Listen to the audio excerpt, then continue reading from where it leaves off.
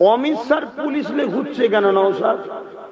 নওশাদ সিদ্দিকীদের যদি সত্যি মানুষের দাবি নিয়ে লড়াই করতে চাও, আগে অমিত শাহ সিকিউরিটি তোমরা ফিরিয়ে দেবে। 24 ঘন্টার মধ্যে রাজ্য দরকার হলে তোমাদের নিরাপত্তা দেবে। আমার তাহলে এ থেকে বোঝা গেল অমিত শাহরও পুলিশ আছে আর দিদিরও পুলিশ আছে, তাই তো নাকি? আর আমরা যেটা জানি পুলিশ হচ্ছে দেশের, রাজ্যের, তাই তো নাকি?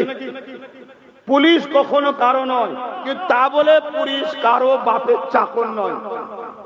শুনছেন তো? কিন্তু আমরা নতুন করে শুনলাম পুলিশ নাকি আমাদের ভাইপোর পুলিশ। শুনছেন তো নাকি? আর একটা পুলিশ হচ্ছে অমিত শাহর পুলিশ, টাকলা বাবু উনার পুলিশ। ভিডিও যদি ভালো লেগে থাকে লাইক, সাবস্ক্রাইব আর কমেন্ট করতে ভুলবেন না।